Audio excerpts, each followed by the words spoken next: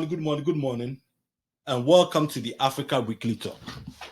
Today's subject on the docket is the role that African citizens, as well as its civic societies, can play in changing the corrupt status quo systems that African governments have used to plunder their economies and created all these bad debts on the continent of Africa. And these bad governments have contributed to the high level of poverty on the continent of Africa. And this begs to the question as to how come that a continent that is so blessed with natural resources, considered the wealthiest continent on this earth, but somehow, for some reason, also has the highest level of poverty by any group of citizens on this planet. And all this has to do with the level of corruption and bad governance on the continent of Africa. But this issue goes way beyond that, even though there are issues that we can attribute some of our problems to in terms of exploitation of the continent by our colonial masters and so on and so forth. But if you look at the current situation on the continent of Africa today, we cannot always blame former colonial masters as the main reasons why we are in this situation. Because right now, with this situation going on in most African countries, I mean, we're talking about how much? About 50, 60 years of independence. You cannot keep pointing fingers at our former colonial masters, even though they have played a big role.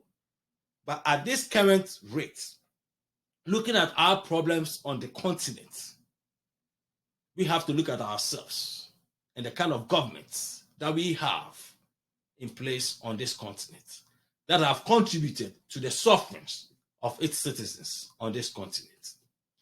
But fellows, let me go ahead and let you guys hear what the president of African Development Bank has to say with regards to the governments that we have on the continent of Africa. Because, I mean, this is the man who pretty much, knows basically what is going on in terms of economy. When you're talking about African economy and so on and so forth. So he speaks the truth about the reality of the problems that are going on the continent economically. So let's go ahead and hear what he has to say in regards to the continent's economic problems. I present to you an optimist, the man that is proudly Nigerian, proudly African, Dr. Akinwumi Adesina. Let me now turn to the theme that I've been asked to speak about today. That is for the world to respect Africa. Now, the first thing that I want to underline is that respect is never a given. It cannot be purchased. It must be earned. And it is earned based not on rhetoric or requests, but based on action. Concrete action. Consistent action over time. Saudi Arabia has oil, as does Nigeria. Kuwait has oil, as does Nigeria. Qatar has abundant gas, as does Nigeria and other countries. Yet Nigeria is the country with the largest share of its population living below extreme poverty line in 2023 in Africa. That is not a gold medal that we should be proud about. Clearly, there is something fundamentally wrong in our management, or rather mismanagement of our natural resources. It is also clear that if we continue to mismanage these natural resources, we will remain stuck. I have urged African governments to stop securing loans backed by their natural resources. And that's because those natural resource-backed loans are not transparent. They're expensive. They make debt resolution very, very difficult. If that trend continues, it will be a disaster for Africa. If we manage our natural resources well, Africa has no reason to be poor. We have $6.2 trillion of natural resources. So how in the world are we poor?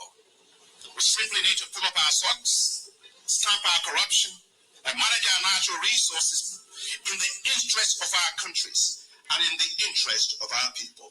And let me say, the resources of a country does not belong in the pockets of powerful and rich individuals. It belongs for the state to be used for the benefit of the people of that country. There must be accountability on our natural resources.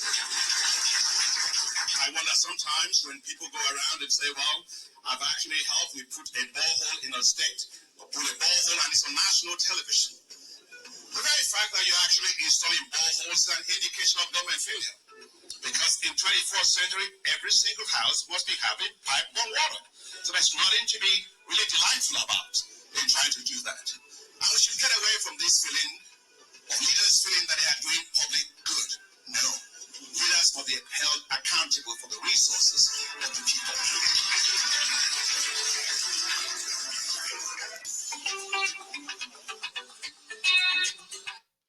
All right, fellows. You heard the president and CEO of the African Development Bank. And this is coming from the man who knows more about the economic situation of Africa than anybody. I mean, this is what you just heard from him. He talked about African countries using their natural resources to get loans. And he's been warning African countries not to do that because that is a bad way of securing loans. Because they are not what? They are not transparent. So I beg the question, why do you think these African governments use their natural resources in getting loans? Like he stated, they are not transparent. That means it has chances of what? Being fraudulent and corrupt. And that is what most of these African leaders want. So they don't give a damn about what is right for their various African countries and their citizens. As far as they can get their back, as far as they can get their corruption in place, their fraudulent deals in place, it's all right with them. Quite recently, a country like, I think, Ghana, about 2 or 3 years ago, 2019 or 2021, went to secure one of these Euro bonds with their natural resources. And it's not just Ghana. A lot of these African countries have been securing these loans with these natural resources. And at the end of the day, all of them know, because it is easier for them to be corrupt and use that means to acquire these loans than going through the right and proper channel that will in turn benefit their citizens. But I also have something that I would like to suggest to the civic groups and the citizens of Africa, because it's about time. It's about time the Africans have to stand up against these governments, because we cannot keep sitting down for our governments, these corrupt governments, to run down our various African countries. It's about time we, the citizens of our various African countries, as well as civic society groups, stand up to these governments. Because at the end of the day, regardless of what you think, you, the people, are more powerful than your so-called corrupt political leaders in offices in your various African countries. These political leaders, these corrupt political leaders, fraudulent political leaders, they are all chickens in there. They are not more powerful than you, the citizens of these various African countries. So if you people can unite and fight corruption together, you will succeed. And it's about time you, the citizens of these various African countries, unite with your civic society groups. I'm talking about real civic society groups. I'm not talking about those so-called civic society groups who are also just as corrupt as the politicians. So we talk about real civic society groups who really mean well for their various African citizens in their various African countries. Because if you guys come together, push for amendment to your constitution, where some of these loans, loans coming from China, IMF, World Bank, will be implemented in a way that the citizens more or less have like a referendum before these loans will be given to your various African countries. Because it's about time you people stand up and have a say. And let me put it right, have a stake in these loans that your leaders, corrupt political leaders, are going for in Europe, America, Asia, IMF, World Bank, China, and so on and so forth. Because at the end of the day, these debts that you are being saddled with is going to be borne by your children. It's the children and children not yet born on the continent of Africa. They are the ones who are going to be paying these debts. They are the ones who are going to be suffering to pay these debts. So it is time for you African citizens to wake up and stand up with your civic society groups and push back at your various African governments. Because you guys cannot keep sitting down for these people to take you for granted. These corrupt leaders to take you guys for granted. Take these loans, corrupt loans, and share it among themselves. And then in the end, you people cannot do anything about it. By the end of the day, you are the ones who are going to suffer in trying to pay these loans. So it is about time you people stand up and fight these corrupt governments in your various African countries. So fellows, you heard it from the president of the African Development Bank. You heard it from him. And this man knows more than anybody else in terms of the economic situation of our various African countries. So if he himself is telling you guys that the problem that we face in Africa economically has to do with the corrupt system of governments that we have, then there's no one else who can say it better than him. I cannot say it better than him. I don't know as much as he knows. He gives some of these countries loans, and he goes into the books of these countries. So he knows what he is talking about. So for us to stand up and fight these various corrupt governments, you people have to unite in your various African countries. I mean, you have to demand amendments to your constitutions so that fiscal responsibility and accountability in terms of loans that are coming from outside will have to be made sure that they are going to be used for what is supposed to be used for. Not basically just go ahead and get these loans and then channel these loans through crony capital families, businesses, and friends' businesses, and so on and so forth. And in the long run, because the loans are not put into the right specters of the economy, they cannot generate enough revenue to pay these loans back. And then at the end of the day, it's the children and the unborn children of Africa who will end up suffering, living in poverty, because as far as you are indebted, you have this high level of indebtedness. It doesn't help build economies, because you can never build economy with so much debt. And that is the problem we face in most African countries today. And if you can hear that from a great leader telling us exactly what the problems are. You see, a 9 out of 10, you heard what he's talking about when leaders go around talking about they have installed borehole systems and so on and so forth, and they brag about it. They talk about how they've done for their countries in terms of borehole systems and so on and so forth. You heard him talk about it.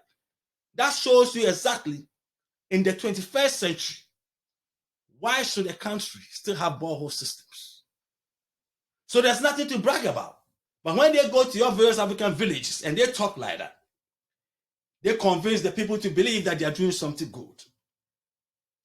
When in fact, it could have been way better than that. And all this stems from the fact that we as Africans have not united and confronting our corrupt African leaders. So we've always given them a pass. And when they do little things like that, they tend to think that because of that, we have to sanction their governments as good governors. When in fact, these are very corrupt governments. I mean, when you hear the president of African Development Bank, African Development Bank, the biggest shareholder is Nigeria with about 9%, followed by United States of America. And then you have German, the French, the Japan, and so on, with other African countries, all being shareholders of African Development Bank. So African Development Bank, as you know, is more like an international bank. That is not just about dealing with only Africa alone, but it also gets funds from outside Africa, from Europe, Asia, and America. So when you have the president of that bank talking about the problems, economic problems that most African countries are facing, and continue to face, and the level of poverty on the continent, then fellows, there's nobody you can take this as the most serious outlook in terms of the future for Africa than this gentleman. Because he knows way more than anybody else when it comes to the African economic systems and where Africa economically stands. You know, and he's telling us exactly how the level of corruption on our continent has contributed to the level of poverty. So, fellows, this is a fact.